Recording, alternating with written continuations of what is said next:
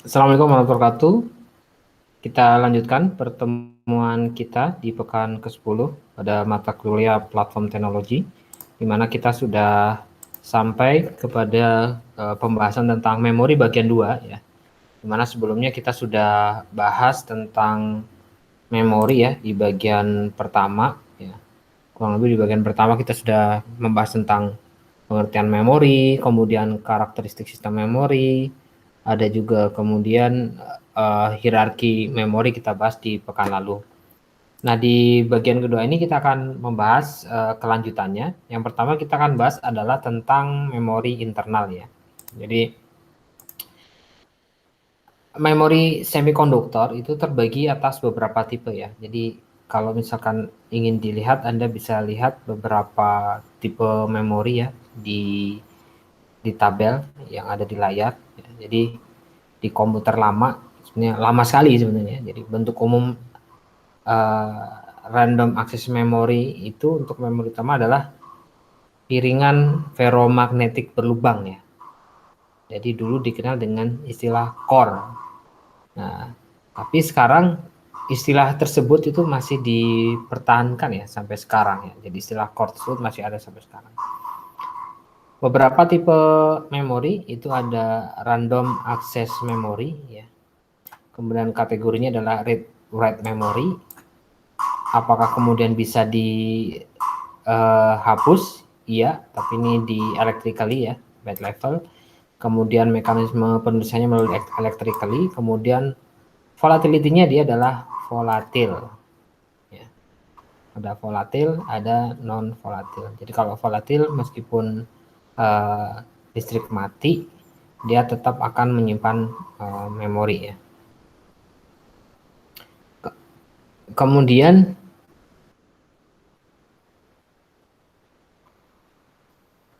mohon maaf, saya mungkin sedikit keliru. Jadi kalau volatil itu data itu tersimpan selama ada daya listrik ya, dan akan hilang jika tidak ada sumber listrik. Ya. Berbeda dengan non volatil. Ya. Jadi volatil istilahnya kalau misalkan ada listriknya, data masih tersimpan. Kalau tidak ada listrik, kemudian data akan terhapus. Kemudian ada ROM atau read only memory, ada programmable ROM atau PROM. Ya. Ini kategorinya adalah read only memory. Ya. Kemudian ada EEPROM atau erasable PROM, ada EEPROM, electrically erasable PROM, dan yang terakhir ada flash memory ya. Dan yang terakhir ini yang memang banyak dipakai saat ini ya, flash memory ya. Anda kenal dengan flash disk, kemudian ada micro SD, ada SD card, ada compact flash card, dan lain sebagainya. Baik, kita bahas satu persatu. Yang pertama adalah RAM ya, RAM atau random access memory. Jadi data itu diakses secara langsung melalui logik pengalamatan write-in. Jadi dimungkinkan adanya pembacaan dan penulisan data ke memori secara cepat dan mudah. Nah, tadi saya singgung sedikit ya. Jadi bersifat volatil ya. Data tersimpan selama ada daya atau ada listrik dan akan hilang jika tidak ada sumber listrik. RAM itu ada dua, ada RAM dynamic dan RAM static ya. Kalau RAM dynamic itu disusun oleh sel yang menyimpan data sebagai muatan listrik pada kapasitor. Nah, nanti kemudian kapasitor, yaitu komponen elektronik, dia memiliki kecenderungan untuk mengosongkan muatan. Jadi RAM dinamik ini memerlukan pengisian muatan listrik secara periodik untuk memelihara penyimpanan data. Jadi biasanya RAM dinamik ini digunakan untuk operasi data besar. Lalu ada RAM statik ya. Di RAM statik ini nilai binarnya itu disimpan dalam konfigurasi gate logika flip-flop ya, flip-flop tradisional ya. 1 0, 0 ke 1 dan seterusnya. Dia memiliki kemampuan simpan data selama ada daya listrik. Dan untuk RAM statik ini kecepatannya lebih cepat ya dibandingkan RAM dinamik. Kemudian ada read only memory ya. Jadi ROM ini data biasanya sifatnya permanen ya, tidak bisa dirubah ya. Dan ini menguntungkan ya untuk penyimpanan data yang sifatnya permanen ya, tapi kerugiannya ketika terjadi kesalahan data atau ada perubahan data sehingga perlu penyisipan. Jenisnya yang ROM itu ada ROM ya, programmable ROM, dan di ROM itu juga ada beberapa jenis non volatil, ada EEPROM, EEPROM sama flash memory. Jadi kalau EEPROM itu namanya erasable programmable read only memory. Jadi dia dapat ditulis program secara elektris dan programnya dapat dihapus ya sebetulnya bila terkena sinar ultraviolet ya, dan kemudian dapat ditulisi kembali. Berbeda dengan RAM ya, kalau untuk yang PROM mungkin kita pikir adalah read only memory, oh ini hanya bisa dibaca saja ya, tapi pada kenyataannya memang sebetulnya bisa ditulis, tetapi tidak seperti RAM yang dia baca tulis, tapi kalau yang ROM ini terutama EEPROM dia harus melalui mekanisme tertentu untuk ketika misalkan dia dihapus ya, yaitu dengan sinar ultraviolet contohnya. Lalu ada EEPROM atau Electrically Erasable Programmable Read Only Memory. Jadi jenis memori ini dapat ditulis kapan saja ya, tanpa menghapus isi sebelumnya. Nah, ini sebetulnya dia menggabungkan kelebihan non volatil dengan fleksibilitas, yaitu dapat diupdate. Lalu ada flash memory ya. Ini jenis EEPROM sebetulnya yang dia memberikan banyak alokasi memori untuk dihapus atau ditulisi ya dalam satu operasi pemrograman. Ya. Nah, biasanya dia dapat simpan data tanpa perlu penyediaan listrik ya. Seperti yang tadi saya sudah sebutkan, ya ada, mohon maaf, flash drive atau flash disk ya, USB flash drive, ada kamera digital ya, kemudian ada MP3 player sama cellphone ya, cellphone sekarang juga ada flash memorinya. Oke, itu terkait dengan memori internal. Bahasan kita selanjutnya adalah cache memory.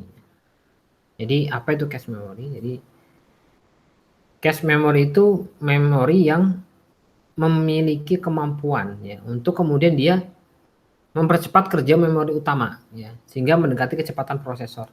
Jadi kalau Anda lihat sebelum ke RAM itu biasanya ada cache-nya.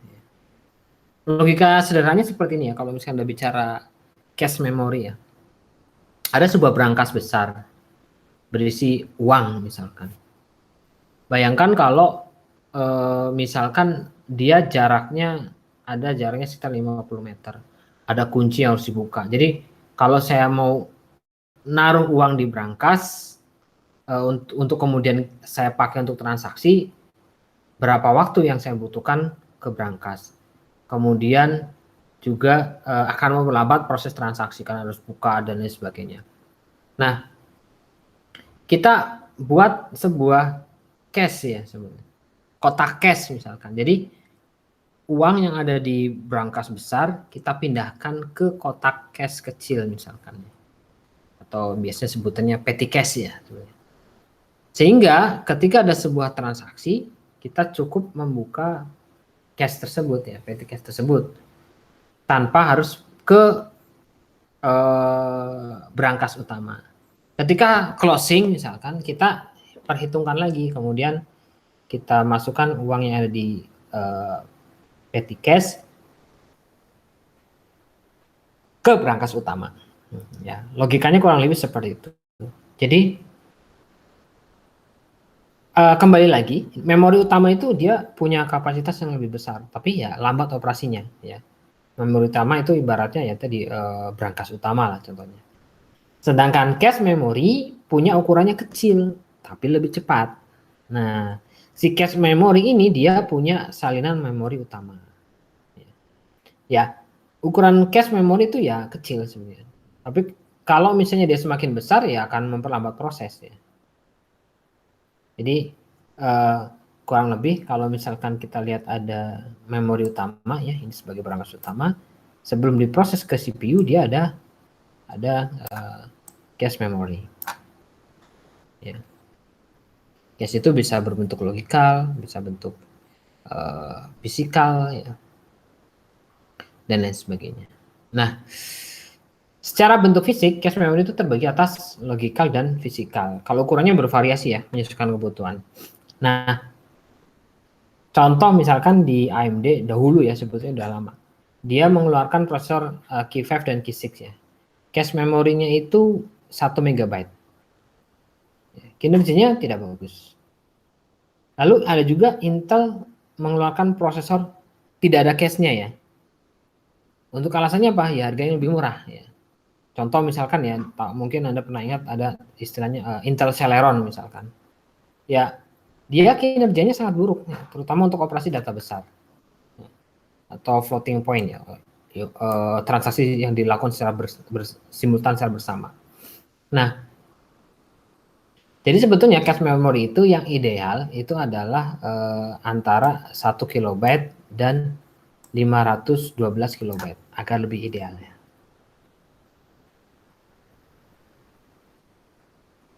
Nanti kita cek ya sebenarnya, nanti kita cek perkembangan terkini seperti apa. Nah, kita lanjut. Jadi pemetaan cache itu memiliki kapasitas yang kecil ya dibandingkan dengan memori utama. Ada aturan-aturan ya, aturan-aturan dalam cache memori tersebut. Ada pemetaan langsung. Ini dia si cache memory ini akan memetakan blok memori utama hanya ke sebuah saluran cache saja, jadi dia langsung. Lalu ada asosiatif ya. Jadi di pemetaan ini, jadi alamat dari memori utama ke cache itu, kelebihannya adalah algoritma penggantian ini dirancang untuk memaksimalkan namanya hit ratio. Ya. Hit ratio yang ada masalah di pemetaan langsung sebetulnya. Kekurangannya ya ada kompleksitas rangkaian ya, jadi mahal sebenarnya secara ekonomi. Lalu ada pemetaan asosiatif set. Ya. Dia menggabungkan kelebihan yang ada di pemetaan langsung dan pemetaan asosiatif. Jadi di memory cache-nya itu dibagi bentuk set per set. Gitu. Jadi alamat memori utama itu diinterpretasikan dalam 3 field. Ada field tab, field set, lalu field word. Jadi kemudian setiap blok memori utama ini dapat dimuat dalam sembarangan saluran cache. Ya. Anda bisa lihat ya di gambar pemetaan langsung, jadi dia langsung dipetakan. Ya. Kemudian ada peta asosiatif ya, di mana dia akan melakukan asosiasi. Ya. Lihat di sini. Kemudian yang terakhir adalah asosiatif set, ya, di mana si memori ini dia mengadreskan ada tag, ada set, ada word. Ya. Ada tag, ada set, ada word. Kalau langsung yang ini, ya, pemetaan langsung dia tag, line, dan word. Kemudian untuk yang asosiatif dia akan ada tag dan word saja. Kemudian yang di pemetaan asosiatif ada tag, ada set, ada word. Ya. Oke. Nah, berdasarkan jumlah cache memory itu terbagi menjadi 2. Ya. Yang pertama adalah single or two level, layer 1 atau LI. Ya. Ini cache internal di mana lokasi memorinya berada di dalam chip dan dia tidak butuh bus eksternal. Akses waktunya sangat cepat. Lalu ada L2-nya, ya, itu cache eksternal, jadi lokasinya ada di luar chip. Ya. Makanya ada cache L1, cache L2 gitu. Ya, L1 ada di chip si CPU-nya sendiri, kalau cache L2 ada di luar chip. Lalu ada unified or split. Ya. Jadi keuntungan unified cache ini hit rate-nya ya lagi-lagi ini tinggi ya, karena dibedakan antara informasi data kemudian dan informasi instruksi. Jadi hanya satu cache saja yang dirancang, diimplementasikan. Di split ya cache-nya. Kalau misalkan perkembangannya itu split cache ini dilihat di mesin-mesin superskalar ya, seperti Pentium, PowerPC. Jadi di mana sistem itu menekankan pada pipelining atau parallel proses ya, dan perkiraan eksekusi yang akan terjadi. Jadi kalau kelebihannya kalau ada split cache itu dia akan bisa mengurangi persaingan antara prosesor instruksi dan unit eksekusi untuk mendapatkan cache. Dan ini penting sekali ya, terutama untuk prosesor-prosesor yang multi core dan lain sebagainya yang ada di pipelining. Oke.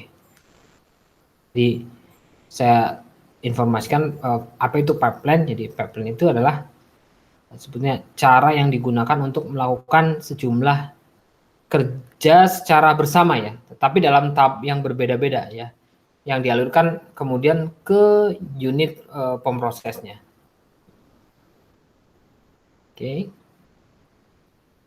Kita lanjut ke memori eksternal ya. Jadi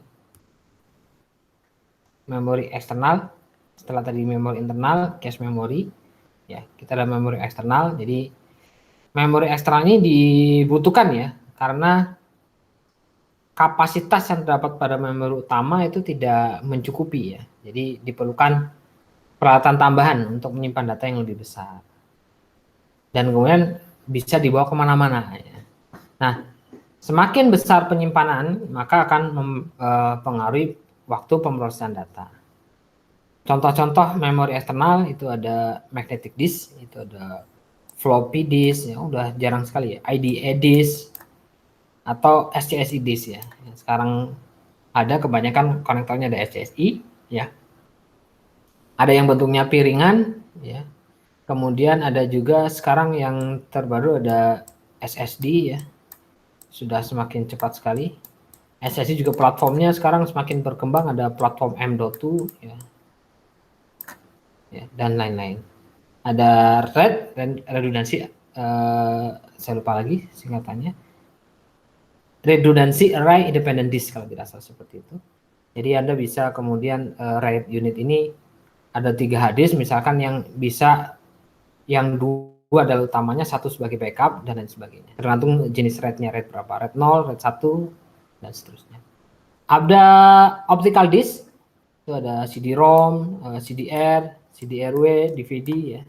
Lalu ada magnetic, ya, ada pita magnetik atau magnetic type ya. Ya, itu terkait dengan memori eksternal. Jadi pembahasan kita pada malam hari ini ya sudah selesai terkait dengan memori bagian 2. Dan di pekan depan kita akan membahas tentang I/O device ya, unit masukan dan keluaran. Kurang lebihnya seperti itu. Mohon maaf apabila dalam penyampaian ada kesalahan. Saya akhiri, bila taufik wal hidayah. Assalamualaikum warahmatullahi wabarakatuh.